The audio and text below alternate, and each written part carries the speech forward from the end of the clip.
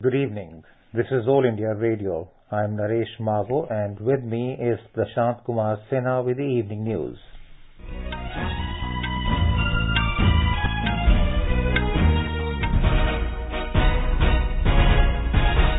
The headlines. Government says it is proactively carrying out activities for nationwide rollout of COVID-19 vaccine in close collaboration with states and union territories. Prime Minister Narendra Modi to virtually interact with all chief ministers tomorrow on vaccine rollout. Country's COVID-19 recovery rate reaches 96.42%. Animal Husbandry Department issues advisory to bird flu affected states to avoid further spread of disease. Education Ministry issues guidelines for identification, admission and continued education of migrant children. And in cricket, chasing 407-run target set by Australia, India were 98 for 2 at stumps on day 4 of Sydney Test. As the nation fights the COVID-19 pandemic, we begin with a message of precaution to stay safe and protected by following these 3 simple steps. Wear a face mask. Maintain 2 gaz ki duri for social distancing and focus on hand and face hygiene. Now the news. The government has said that it has been proactively carrying out activities for the nationwide rollout of COVID-19 vaccine in close collaboration with states and union territories. The nationwide vaccination drive will begin on the 16th of this month. The Health Ministry today held a video conference with administrators from states and UTs on the CoWIN software, which forms the backbone of the last mile vaccine administration. The meeting was chaired by Chairman of Empowered Group on Technology and Data Management to combat COVID-19, Ram Sevak Sharma. The meeting was attended by the State Principal Secretaries, Mission Directors of National Health Mission, and State Immunization Officers. During the meeting, the feedback of the states and UTs on the CoWIN software and its operational use emanating from the dry runs was discussed in detail. Mr. Sharma said during the meeting that robust, dependable and agile technology shall form both the foundation and the backup for the country's COVID-19 vaccination, which shall be the world's largest immunization exercise. He stated that the process should be citizen-centric and built on the approach that the vaccine shall be available anytime and anywhere. Speaking on the use of Aadhaar platform, he advised the states to urge the beneficiaries to seed their current mobile number with Aadhaar for registration and consequent communication through SMS. He pointed out that it is extremely important to clearly identify the person who is getting vaccinated and keep a digital record on who gets vaccinated, by whom, when and which vaccine. Prime Minister Narendra Modi will interact with the Chief Ministers of all the states tomorrow evening through video conferencing. The Prime Minister's office said during the interaction, the COVID-19 situation and the vaccination rollout will be discussed. Emergency use authorization or accelerated approval has been granted by the national regulator, Drugs Controller General of India, for 2 vaccines, Covishield and Covaxin, which have established safety and immunogenicity. Yesterday, the Prime Minister chaired a high-level meeting to review the COVID-19 status in the country. More from our correspondent. The rollout of the vaccine will provide priority to the healthcare workers and the frontline workers who are estimated to be around 3 crores. They will be followed by those above 50 years of age and the under 50 population groups with comorbidities numbering around 27 crore. The training process of vaccinators and vaccine administrators was also detailed out during the meeting. A total of 2,360 participants were trained during national level training of trainers, which comprised state immunization officers, cold chain officers, IEC officials and development partners. More than 61,000 program managers, 2 lakh vaccinators and 3.7 lakh other vaccination team members have been trained so far as part of trainings at states, districts and block levels. With Anand Kumar, Suparna Saikia, AIR News, Delhi. The Delhi government has finalized 89 hospitals for the first phase of COVID vaccination. Delhi Health Minister Satyendra Jain has said that as per the instruction of the central government, the Delhi government has prepared these 89 sites, which are different hospitals of Delhi. Out of these 89 hospitals, 40 hospitals are of the government and 49 are private hospitals. He said the vaccines for COVID-19 will start arriving between the 12th of January to the 14th of January. The minister said the Delhi government has prepared a very robust storage system to keep the COVID-19 vaccine. In the Union Territory of Jammu and Kashmir, Lieutenant Governor Manoj Sinha will kick off COVID-19 vaccination drive on the 16th of January from Government Medical College, Jammu. 2,700 people across the Union Territory will receive vaccination on day 1 at 27 designated sites, which will subsequently be raised to over 1,000. AIR Jammu correspondent reports that the UT government has so far registered 1.07 lakh health workers across the Union Territory for vaccination in the first phase, but the numbers are likely to go up to around 1.5 lakhs as some medical students and others are yet to be registered. After the LG launches the vaccination, the health authorities will start administering vaccines on daily basis to health workers across the UT. In West Bengal, Chief Minister Mamata Banerjee's announcement to make COVID-19 vaccine available for all the citizens free of cost has attracted controversy. In an open letter to the security personnel and frontline COVID warriors of the state, Ms. Banerjee has declared that her government will be arranging the vaccine for them on a priority basis. Reacting to that, BJP State President Dilip Ghosh said that vaccines will be provided by the centre. He alleged that the state government might rename the vaccine just like renaming central projects. CPIM leader Mohammad Salim accused both TNC and BJP of doing politics over the vaccine before the assembly elections. Congress leader Adhir Ranjan Chaudhary termed the decision as a gift before the elections. The country's COVID-19 recovery rate has reached 96.42% as more than 19,000 COVID patients recovered in the last 24 hours. The total number of recoveries has gone up to over 1,75,000. The Health Ministry said the actual caseload currently comprises only 2.14% of the total positive cases. Presently, the total number of active cases in the country is around 2,23,000. During the past 24 hours, 18,645 new cases were reported, taking the total number of positive cases in the country to over 1,450,000. The ministry said currently India's case fatality rate is 1.44%, which is one of the lowest globally. During the last 24 hours, 201 deaths were reported, taking the total to 1,50,999. Less than 300 new deaths are being recorded in the country for the last 16 days. Maharashtra today reported 3,558 new cases of COVID-19, taking the state's total number of infected people to 19,69,114. According to the state's Public Health Department, 2,302 patients were discharged during the day, taking the total number of recoveries to 18,63,702. With 34 fatalities in a day, the death toll has risen to 50,061. The number of active cases in the state stands at 54,179. Maharashtra's recovery rate stands at 94.65%, while the case fatality rate stands at 2.54%. In Manipur, the positivity rate of COVID-19 has dropped down encouragingly from the past many days. In the past 24 hours, only 14 people, including 3 personnel from the Central Armed Police Force, have tested positive for COVID-19 infection. Meanwhile, 39 people were discharged in the past 24 hours in the state, and the recovery rate has improved to 97.01%. So far, Manipur has recorded a total of 27,805 recoveries, while the number of active cases is 490. The total number of positive cases is 28,660.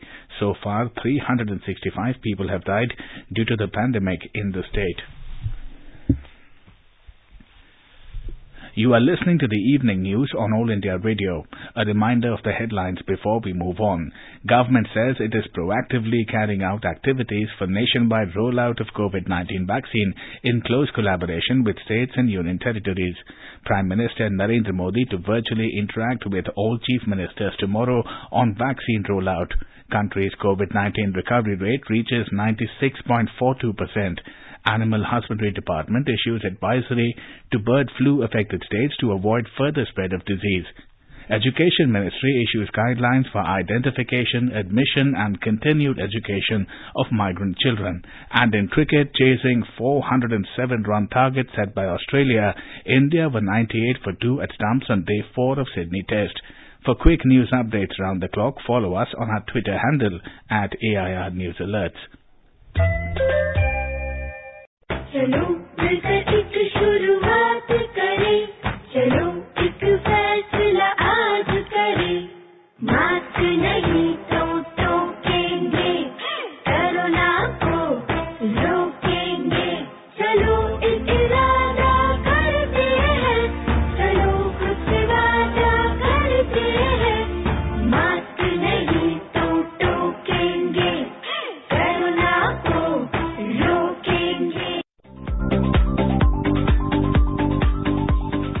All India Radio presents World News. News and views from across the globe. What happened and what is up next? The newsmakers and the highlights of the day. From 10:30 to 11 p.m. every night on 100.1 FM All India Radio.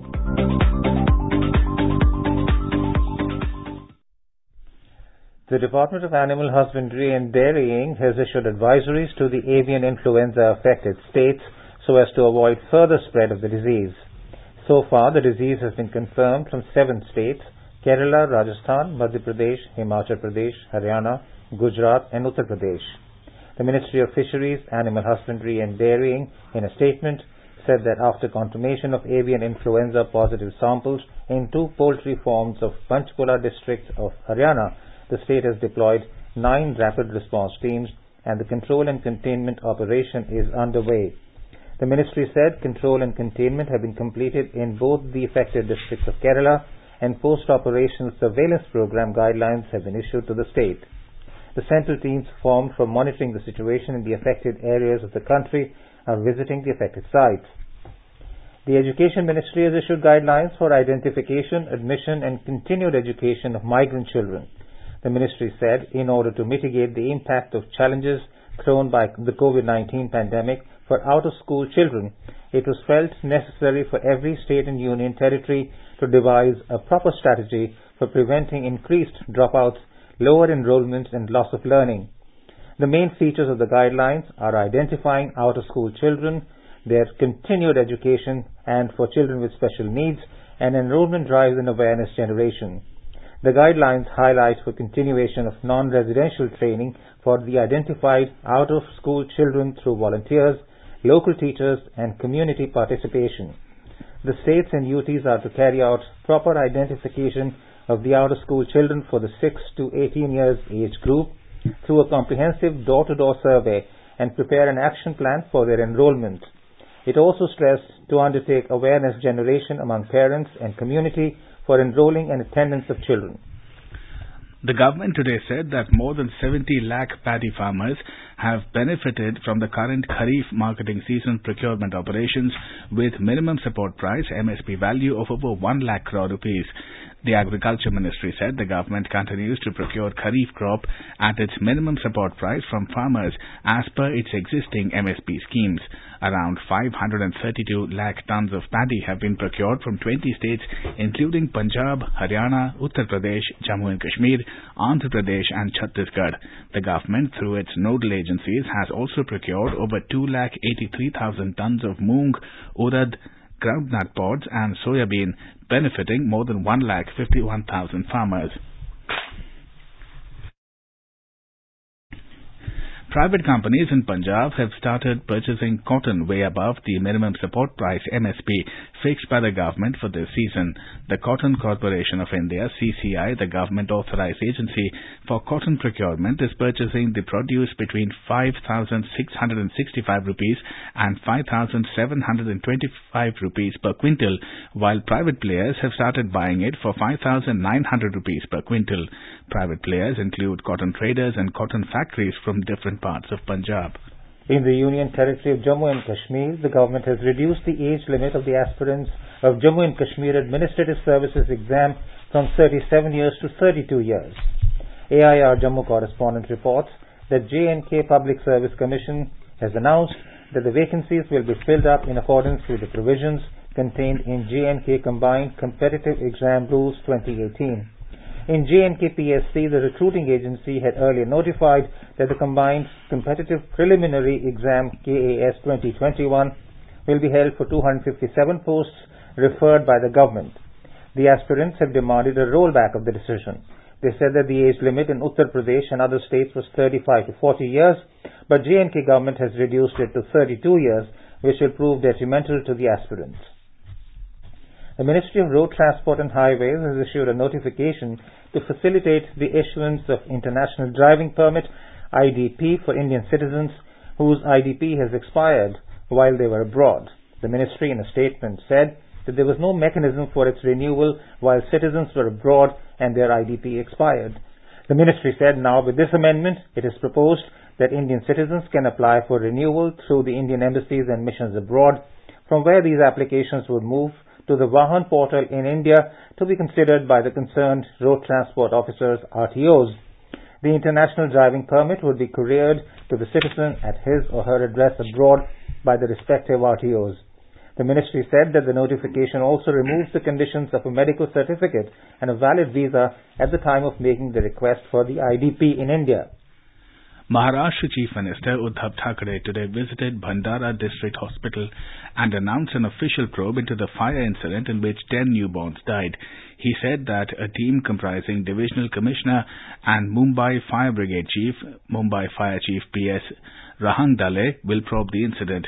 He said action will be taken and the culprits will be dealt with severely. He also spoke to hospital and health officials. Speaking to reporters after the visit, the Chief Minister said that he met the kin of the victims and he could not find words to console them. Mr. Thackeray also said that the fire safety audit of all government hospitals will be done soon. He said last year the state health infrastructure was under a lot of stress due to COVID-19. 10 babies had died after a fire broke out on the intervening night of Friday and Saturday at the special newborn care unit of the district hospital in Bhandara district town. In a bid to help women residing in congested slums during their menstruation days, a period room has been set up at a public toilet in Maharashtra's Thane city. Equipped with several basic facilities, the period room aims to facilitate menstrual hygiene amongst women dwelling in slums. The much-needed facility has been set up by the Thane Municipal Corporation in collaboration with an NGO at a slum in Shantinagar locality of Bagle Estate area in Thane. We have a report from our Mumbai correspondent. Claimed to be the first of its kind initiative, the period room set up at a public toilet in a slum in Thane was opened recently for women. Manish Doshi, the Deputy Municipal Commissioner of Thane Municipal Corporation, said the 45,000 rupees low-cost facility will be replicated in all 120 community toilets in the city. The facility is set up keeping in mind the women living in small houses who do not have a separate bathing section. Many times, they find it difficult to change during periods. This facility will be a boon for such women and go a long way in promoting good hygiene. The civic body has been aided by NGO Muse Foundation in this initiative, and now the NGO would be taking up the task of informing the women of the slum about the existence of such a room when they hold one of the regular sessions on menstrual hygiene. Sweetie Jain, AR News, Mumbai. The 51st edition of Asia's oldest and India's biggest festival, the International Film Festival of India, IFFI, which is being held in Goa from 16th to 24th January 2021, has announced a lineup of programs that will be showcased on the OTT platform during the festival. The Information and Broadcasting Ministry in a statement said that taking into account the ongoing pandemic, International Film Festival of India is holding its first ever hybrid film festival. Here is a report from our correspondent. This year, IFFI will organize a few of its events on the OTT platform for its audience. It includes retrospective films like Live Flesh, Bad Education and Volver of Spanish filmmaker Pedro Almodovar and The Square and Force Majeure of Swedish film director Ruben Östlund. Besides, the festival will have masterclasses in conversation sessions, live telecast, screening at OTT platform, question and answer sessions and film appreciation session. With Anand Kumar's report, Swati Rakheja for AIR News. In Odisha, Sri Jagannath Temple Administration has waived the mandatory COVID-19 negative report for the devotees to enter the world-famous shrine at Puri. This will be effective from the 21st of this month, as decided in a high-level meeting of the Temple Administration today. More from our Bhubaneswar correspondent. Ever since the last week of the last month, when the doors of temple at Puri were reopened for the devotees, it was made conditional upon their COVID-19 negative report. This led to a significant fall in the footfalls in the temple, besides causing difficulties for the general devotees.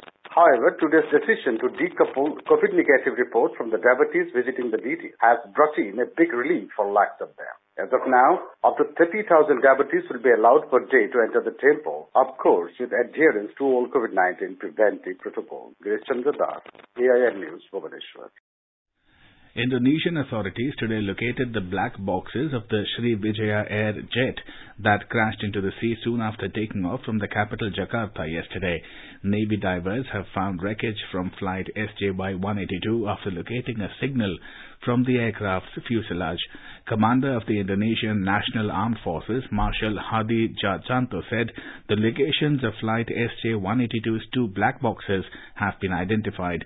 The Boeing 737-500 en route to Pontianak in West Kalimantan disappeared from radar minutes after taking off. Human remains and plane wreckage have been pulled from the crash site of the jet that plunged into the ocean minutes after takeoff, with 62 people on board. A command post has been set up at the Kramat Jati Police Hospital in Jakarta to identify the crash victims. Prime Minister Narendra Modi today expressed condolences to the families of those who lost their lives in the unfortunate plane crash. In a tweet, Mr. Modi said India stands with Indonesia in this hour of grief. Prime Minister Narendra Modi will address the valedictory function of the 2nd National Youth Parliament Festival on the 12th of this month via video conferencing. A week-long National Youth Festival, Yuva Utsah Naye Bharat Ka, will also commence on the same day from the Central Hall of Parliament.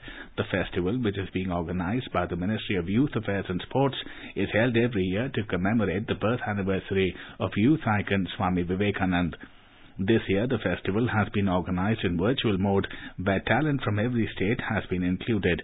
Speaking exclusively to AIR News, Union Minister of Youth Affairs and Sports Kiran Rijiju asserted that the role of every youth is important in the process of national development, and the National Youth Festival attempts to instill this belief in each one of them. He said it is not necessary to be an icon in order to contribute towards nation building.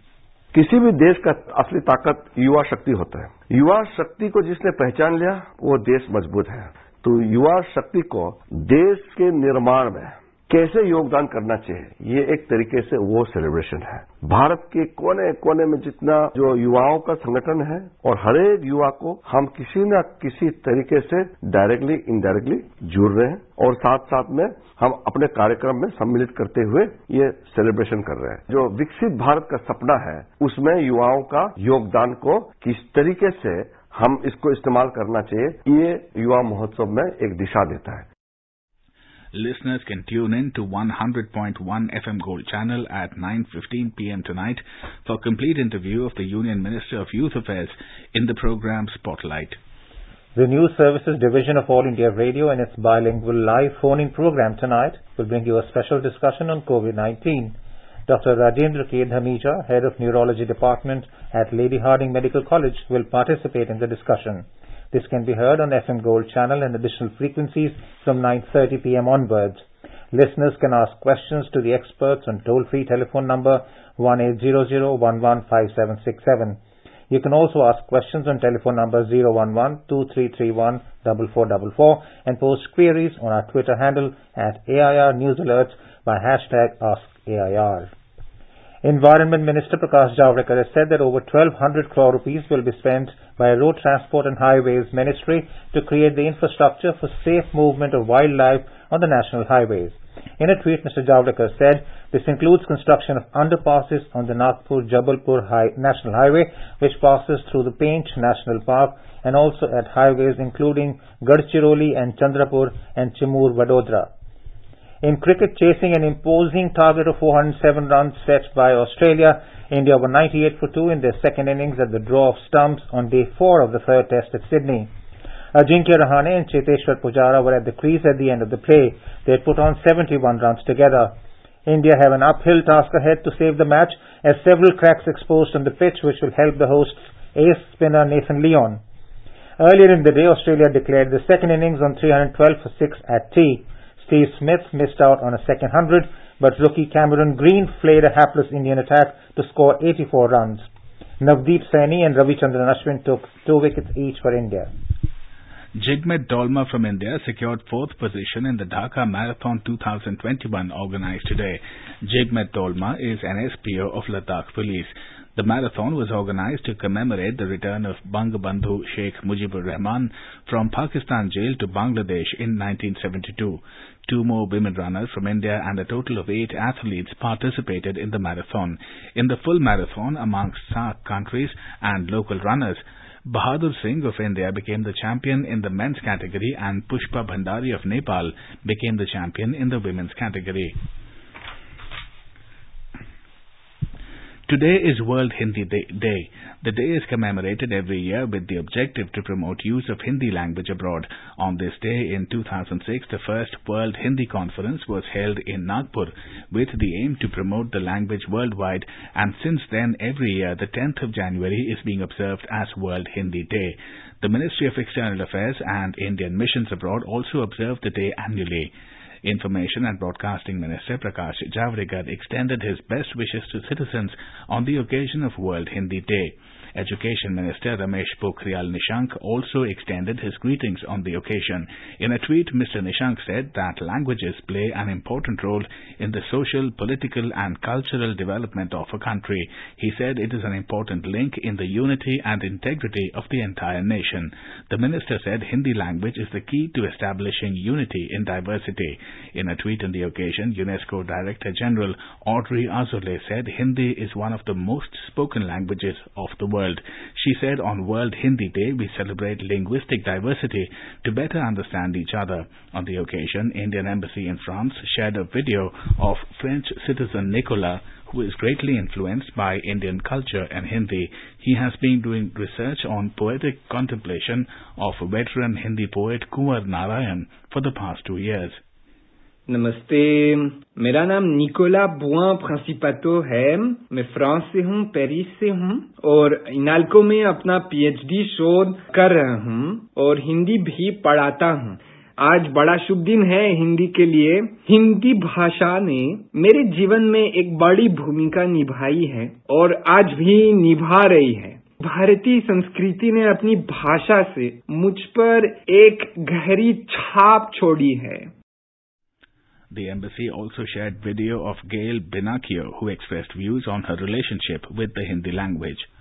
नमस्ते, मेरा नाम गैल बिनाकियो है। मैं 12 साल से हिंदी सीख रही हूँ और कई साल से मैं स्वतंत्र तौर पर हिंदी और अंग्रेजी से फ्रांसीसी में अनुवाद का काम करती हूँ। आशा है कि भविष्य में ज्यादा से ज्यादा लोग हिंदी भाषा सीखेंगे और इस तरह फ्रांस और भारत के बीच होने वाले संबंधों को और बढ़ाएंगे। Now let us take a look at the weather forecast for tomorrow. The national capital is likely to face strong surface winds during the day. The city temperature will hover between 8 and 18 degrees Celsius. Mumbai will have a partly cloudy sky. The minimum temperature will be around 21 and maximum is expected to be around 33 degrees. Chennai will have a generally cloudy sky and the temperature will vary between 24 and 29 degrees Celsius. Kolkata will have a mainly clear sky and the city will observe a minimum of 19 and a maximum of 31 degrees. Srinagar will have fog or mist in the morning and a mainly clear sky later. Temperature will hover between -5 and 9 degrees Celsius. Jammu is also likely to have fog or mist in the morning and mainly clear sky later.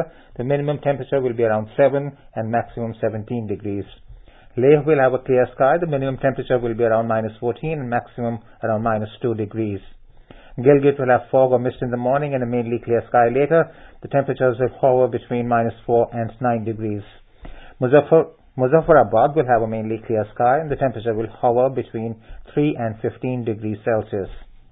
Dehradun will observe a minimum temperature of around 7 degrees Celsius and a maximum of 25. And now before we end the bulletin, the headlines once again.